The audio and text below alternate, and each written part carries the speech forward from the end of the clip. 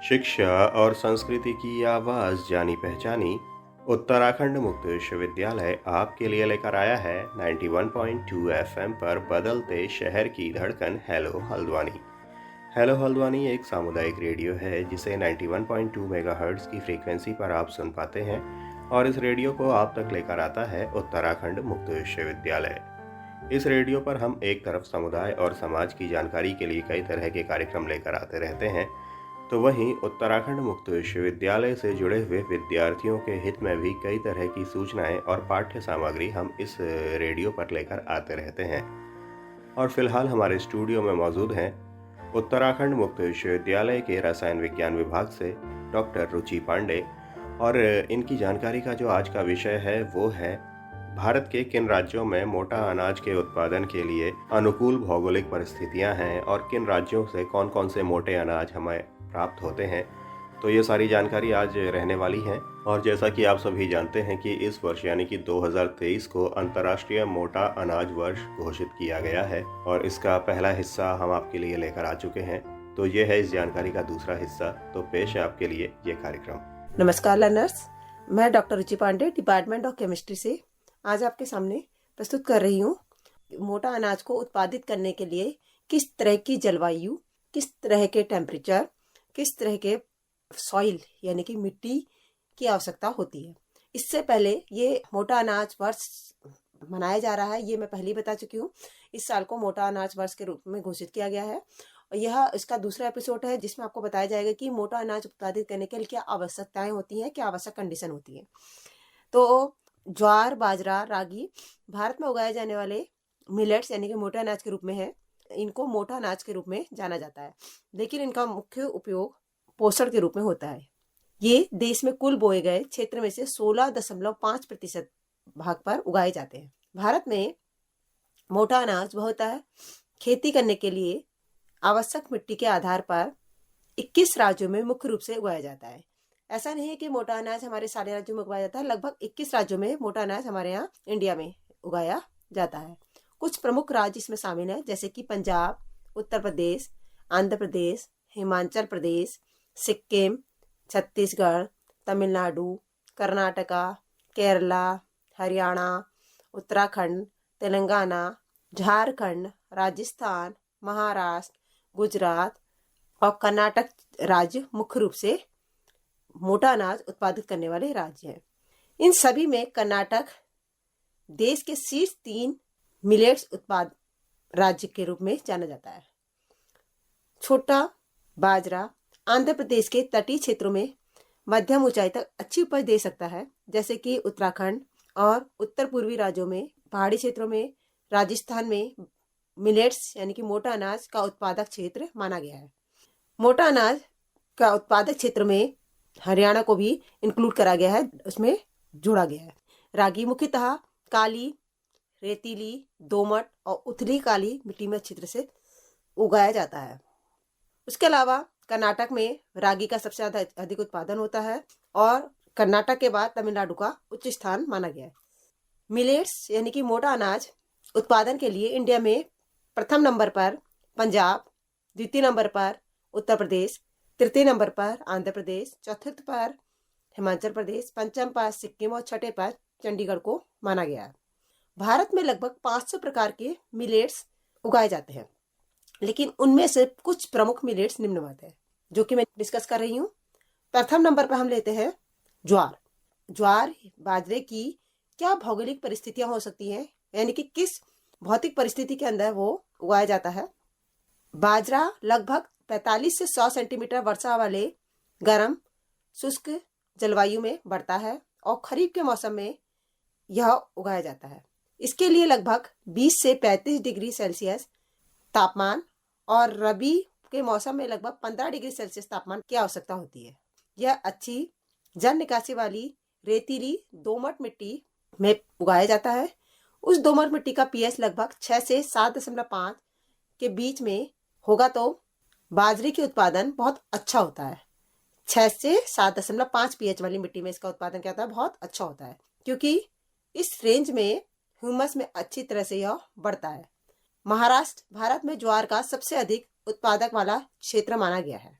इसके अलावा कुछ अन्य महत्वपूर्ण उत्पादक क्षेत्र में राजस्थान, उसके पश्चात उत्तर प्रदेश, महाराष्ट्र, गुजरात और हरियाणा का भी बाजरा के उत्पादन में प्रमुख क्षेत्र माना गया है।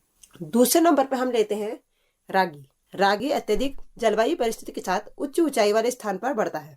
अनाज के पकने के लिए सूखे मौसम की आवश्यकता होती है और लगभग 70 से 120 सेंटीमीटर वर्षा की आवश्यकता होती है। इसके लिए आवश्यक तापमान 25 से 30 डिग्री माना गया है तथा इसका सॉइल का पीएच 4 से 5.8 के लगभग माना गया है। यह मुख्यतः लाल, काली, रेतीली, दोमट मिट्टी में और लेटेराइट मिट्टी में अच्छी तरह से बढ़ता है। रागी मुख्य तरह से आयरन, कैल्शियम युक्त प्रमुख पोषण तत्व से युक्त होता है। रागी के महत्वपूर्ण उत्पादक क्षेत्र में कर्नाटक का प्रमुख स्थान है, यानी कि प्रथम स्थान जो माना गया है कर्नाटक का माना गया है किसके, रागी के उत्पादन में। उसके पश्चात तमिलनाडु और हिमाचल प्रदेश, उत्तरांचल जिसे हम उत्तराखंड कहते हैं, सिक्किम, झारखंड में और अरुणाचल प्रदेश में भी रागी का बहुत अच्छी मात्रा में उत्पादन होता है। अब हम आपको डिस्कस करेंगे बाजरा के लिए आवश्यक भौगोलिक परिस्थितियां क्या होती है। बाजरा नम मौसम में बहुत आसानी से बढ़ता है क्योंकि यह खरीफ की फसलों की सिंचाई की आवश्यकता होती है। इसके लिए 40 से 50 सेंटीमीटर वार्षिक वर्षा की आवश्यकता होती है। इसके लिए आवश्यक तापमान 20 से 30 डिग्री सेल्सियस माना गया है।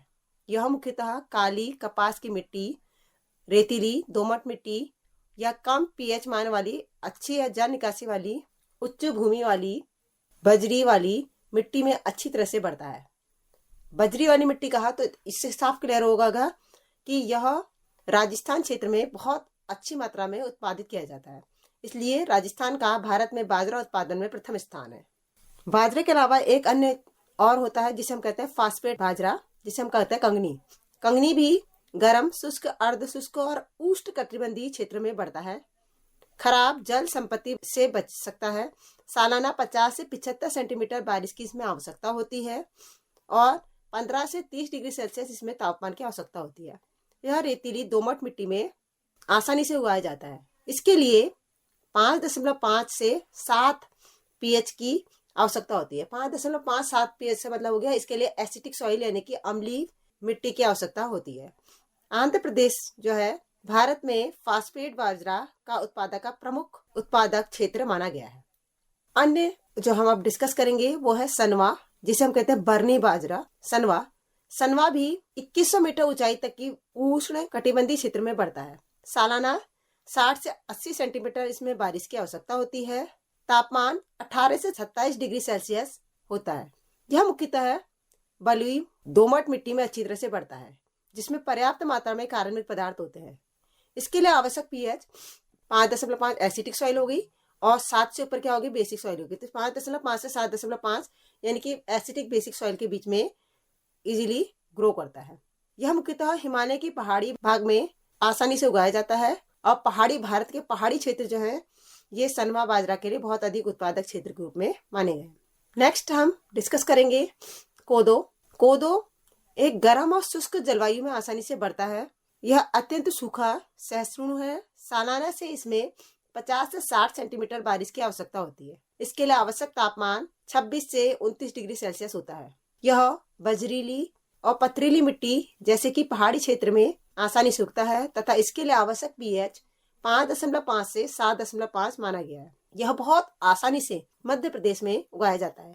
तो इस आधार पर मध्य भारत में मध्य प्रदेश कोदो के उत्पादन का यानी कोदो बाजरा यानी कोडोन के उत्पादन का प्रमुख क्षेत्र माना गया है। अब मैं आपको बताऊंगी छेना के बारे में। छेना दुनिया के गर्म, शुष्क, असिंचित क्षेत्रों में आसानी से उगाया जाता है।